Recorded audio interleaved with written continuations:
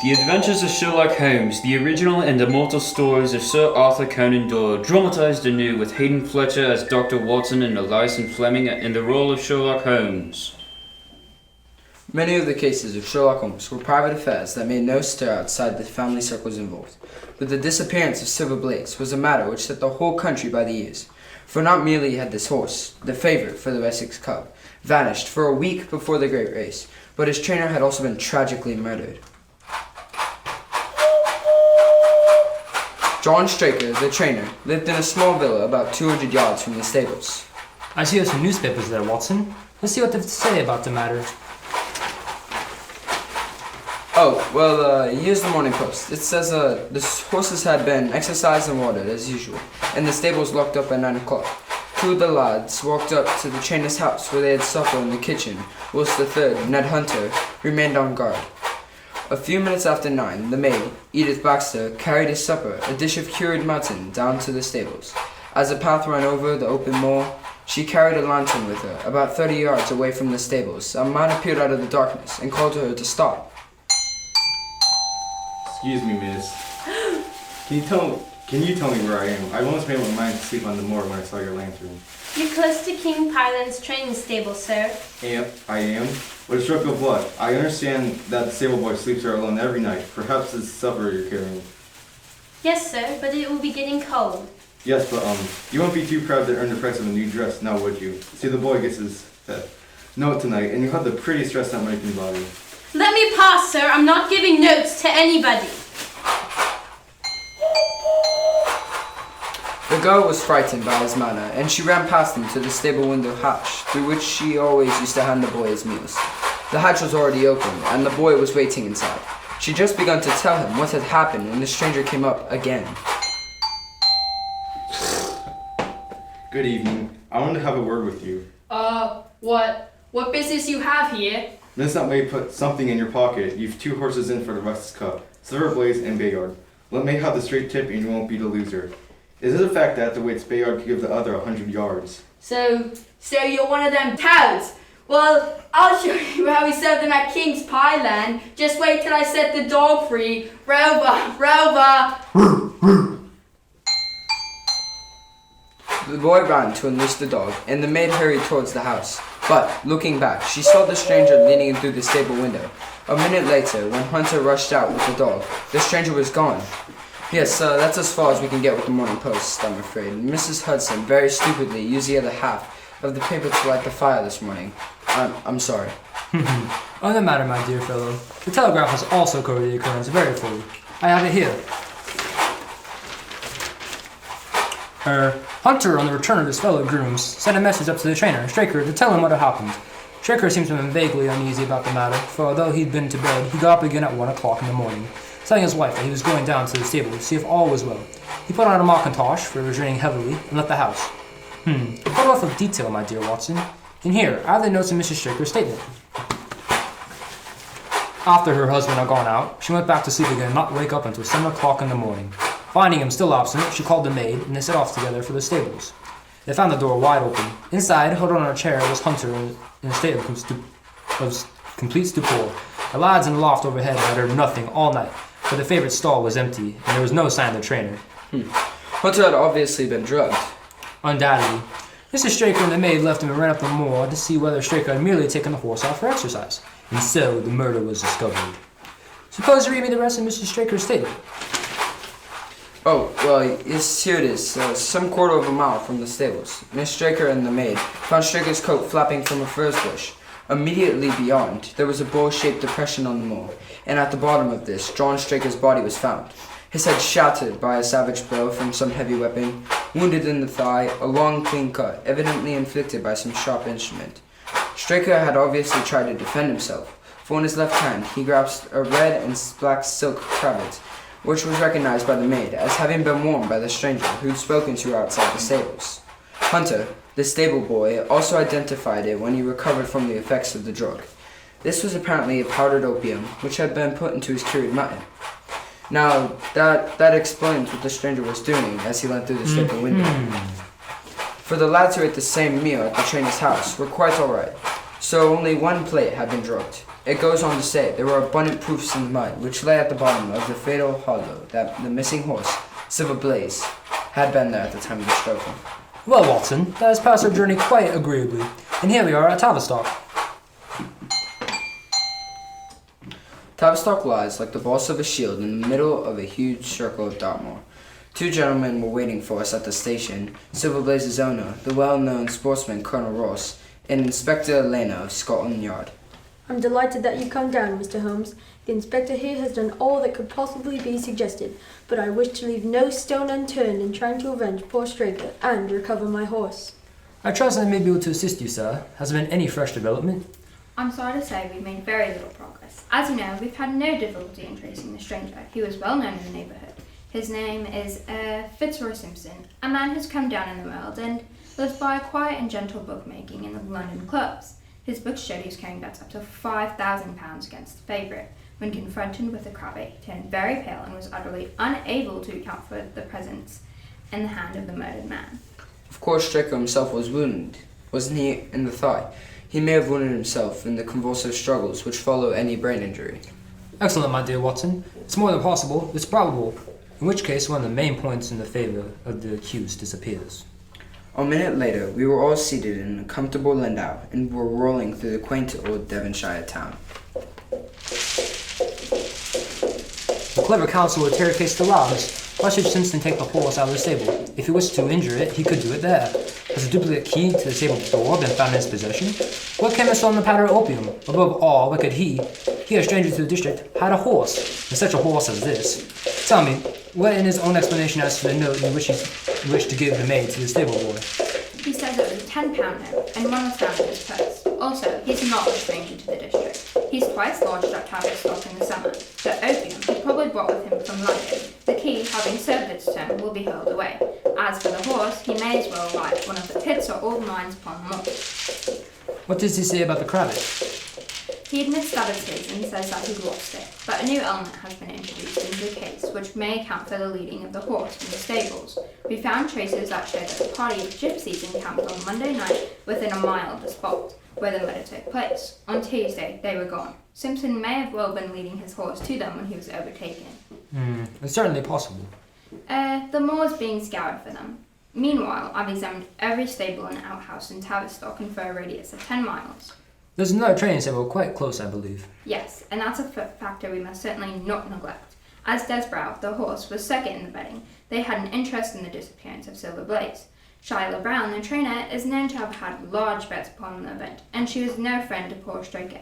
However, we've examined her stables and there's nothing to connect her with the affair. Nothing to connect Fitzroy Simpson with their interests. Nothing at all. Well, here we are. Our driver pulled up at a little red brick villa which stood by the road. Colonel Ross asked Holmes whether he would like to go on to the scene of the crime. No, I think I prefer to stay here a little while and go into one or two questions of detail. Straker was brought back here, I suppose. Yes, he lies upstairs. The inquest is tomorrow. He's been in your service some years, Colonel. I've always found him an excellent servant. I presume that you made an inventory of what he had in his pocket at the time of death, Inspector? I have them things themselves here in the sitting room. Ah.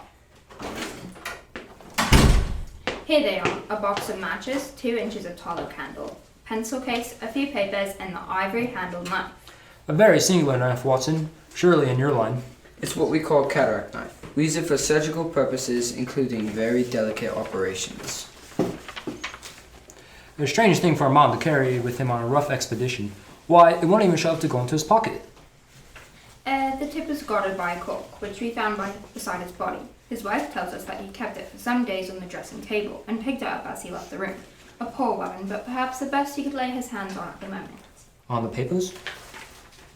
Pay dealer's account. This letter from Colonel Ross and this dressmaker's account for £37.15, made out by Madame Lejour of Bond Street.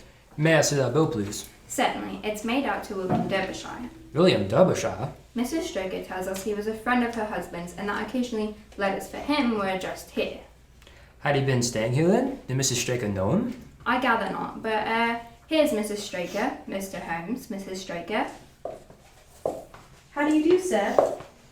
How do you do, Mrs. Straker? Surely we met before, at a garden party in Plymouth recently? No, sir. You must be mistaken. Dear me, I could have sworn it. You wore a costume of dove-colored silk with with ostrich feather trimmings. Never had such a dress, sir. Oh, well that settles it then. If you'll excuse me, sir, I'd like a word with the Colonel. Of course. I'm with you in a moment, Mr. Holmes. Oh, Inspector. Holmes, I believe you've got your hand on a clue. Oh, do you? As a matter of fact, I was just remembering a really excellent curry we once ate together in Soho. Sherlock Holmes next asked to be shown the spot where the murder had been committed. A short walk across the moor brought us to the hollow in which the body had been found. At the brink of it was the first bush upon which the mackintosh belonging to the murdered man had been hung. There was no wind that night, I understand. None, but very heavy rain. Well, in that case, the coat was not blown against the furze bush. It must have been placed there. Yes, it was laid across the bush. Very interesting. In this bag, I have one of the boots which STRAKER wore when I played Troy Simpson's shoes and a cast horseshoe of silver blades. My dear Inspector, you surpass yourself. Holmes took the bag and, descending into the hollow, he made a careful study of the trampled mud in front of him. Hello, what's this? Spent match, eh? Excellent. I can't think how I came to miss it. It was invisible, buried in the mud. I only found it because I was looking for it. What? You expected to find it? I thought it not unlikely. You'll have to search the ferns around the rim of the hollow for any more tracks, of course. I'm afraid there are none. I've examined the ground very carefully for 100 yards in each direction. Good. Then I'll take a little walk over the moor before it goes dark, and I think I'll put this horseshoe in my pocket, just for luck. I suppose you know your own methods best, Mr. Holmes. Perhaps you'll come with me, Inspector. There are several matters on which I need your advice, especially as whether we owe it to the public to scratch silver blades from the Wessex Cup. Certainly not, Colonel. I shall let the name stand. I'm very glad you have your opinion, sir. We shall see you later when you've finished your walk. Colonel Ross and the inspector went back to the villa, whilst Holmes and I walked slowly across the moor. We may leave the question of who killed John STRAKER for the moment and confine ourselves to finding out what has become of the horse. Now, suppose he broke away during or after the tragedy. Where could he have gone to? Almost anywhere on Dartmoor, I should imagine. Oh dear no, the horse is a gregarious animal. If left to himself, his instincts would have been either to return to King's Pyland or gone over to Capleton yonder. Why should he roam the wild moor? As he's not at King's Pyland, he must be over there at Capleton. Come along! We'd not far to go, and as we approached the gates of Capleton, we met a groom coming out of them. We don't want any loiterers around here. I only want to ask you a question. Would I be too early to see your master, Miss Charlotte Brown, if I were to call here at 5 o'clock tomorrow morning? Well, bless you, sir. If anyone's about, it'll be her. She's always the first stirring. What's this? Dawson, no gossiping. Go on about your business. And you there, what the devil do you want here? 10 minutes to talk with you, Mum. Well, I've no time to talk to every guy about, and we don't want strangers here. Be off, or you may find a dog at your heels. One word in your ear, my friend, in your own interests. It's a lie, an infernal lie! Very good. Shall we talk about it here in public, or talk it over in your parlor? Or do I go to the police? It was 20 minutes before he returned. It shall be done, sir, just as you wish it. There must be no mistake. Oh no, there shall be no mistake. It shall be there. Should I change it first, or not? No, don't. I read to you about that. No tricks now. Oh no, you can trust me. You can trust me. Yes, I think I can. Well, you shall hear from me tomorrow. Good day to you. Good day, sir. You see, Watson, a more perfect compound of bully, coward, and sneak than Master Shiloh Brown I have seldom with. He has the horse then? Oh, she tried to bluster it out, but I told her so exactly where our action had been that morning, she's convinced I was actually watching her. She was first down than usual. Seeing a strange horse wandering on the moor, she went out to it. When she recognized it as Silver Blaze from the white splash on his forehead, her first instinct was to return to King's Pyland stable, which she set out to do. But then she realized that the horse could only be hidden until after the Wessex Cup. Her own horse, Desbrow, would almost certainly win. So she changed her mind and turned halfway back, brought Silver Blaze down to her own stables. But I thought her stables had been thoroughly searched. An old horse faker like her has many a dodge. Ah, but aren't you afraid to leave the horse in her power now, since she has every interest in injuring it? My dear fellow, she regarded it like the apple of her eye. She knows that her only hope of mercy is to produce it safely at the racetrack for the Wessex Cup. I made that perfectly clear to her, but I have a little trick to play on Colonel Ross. You may have noticed that his manner to me was just trifle cavalier, so neither of us, please, for the present, will say anything to him about the horse. Well, certainly not, if you wish it. And, of course, this is all quite a minor matter compared with the question of who killed John STRAKER. And you will devote yourself to that in the meantime? On the contrary, we'll both go back to London by the night train. I was thunderstruck by my friend's words. We'd only been a few hours in Devonshire. That he should give up an investigation which he had begun so brilliantly was quite incomprehensible to me.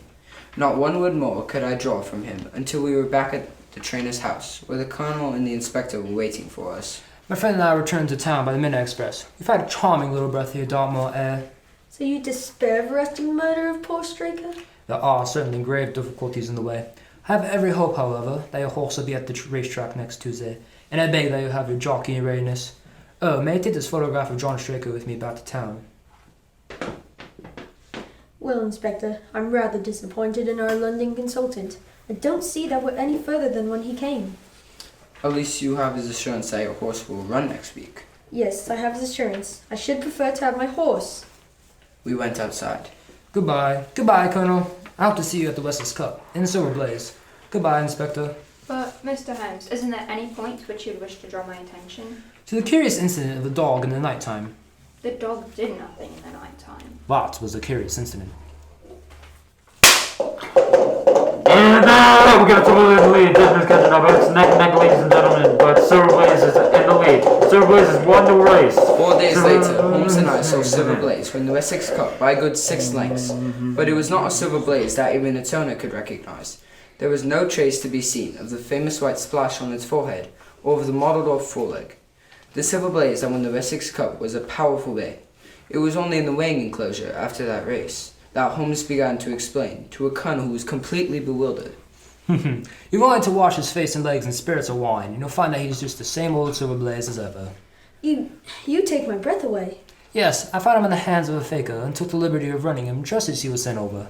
My dear sir, you've done wonders. I owe you 1,000 apologies. You've done me a very great service by recovering my horse. You would do me a greater still if you could lay your hands on the murder of John STRAKER. I have done so. You've done so? You've got him. But where is he then? What? He's in our company at the present moment. That is either a very bad joke, Mr. Holmes, or is it an insult? I'm not referring to you, Colonel. The real murderer is standing immediately before you. The horse? Yes, the horse. Silver Blaze himself. It may lessen the guilt somewhat if I say the killing was done entirely in self-defense, and that John STRAKER was a man who was quite unworthy of your confidence.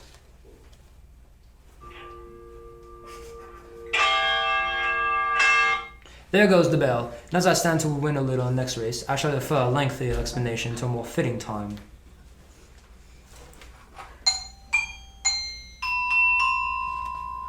It was not until we were on our way back to London that Holmes would get down to these explanations, despite the impatience of both the colonel and myself. I must confess even I suspected Fitzroy Simpson myself for a time. It was only when I reached the trainer's house that the immense significance of the curried mutton occurred to me. The curried mutton? You mean when you mentioned our Soho meal? Exactly. Powdered opium has a disagreeable and perceptible flavor. Only something more strongly flavored like curry could have disguised the taste. Now, Fitzroy Simpson could have never known that the maid would be serving the stable lad with curry that night. The only people who could have known that were the people in the house. So, who could have taken the advantage of the fact? Then there was the silence of the dog when the horse was taken from the stable. It failed to bark because it knew who the intruder was. I was already quite convinced that the intruder must be John STRAKER himself. John STRAKER himself? But why did he wish to take Silver Blaze out onto the moor in the dead of night, and secretly? The answer to that was in John STRAKER's pocket. The dressmaker's bill? Precisely. Just to William Derbyshire. That set me thinking. Perhaps John STRAKER was leading a double life. After all, his wife confirmed that the expensive costume wasn't for her. But recognizing the photo I showed her, Madame Lejeune, the dressmaker, let her confirm that John STRAKER had indeed bought it there, to give to him in a more expensive taste than his wife. In fact, John STRAKER was leading a double life, and was in bad financial straits. John STRAKER? I can scarcely believe it. The knife gave me the final clue. It was a surgical knife, such as could be used to lame a horse without leaving any visible evidence of foul play. By laming Silver Blaze and Burial Death's brow, John STRAKER had been able to achieve his fortune. Oh, the scoundrel! The man I trusted! He led the horse out into the moor, so that when he cut his tendon, his plunging wind to waken the grooms overhead. In order that he could see what he was going to do, he needed a candle.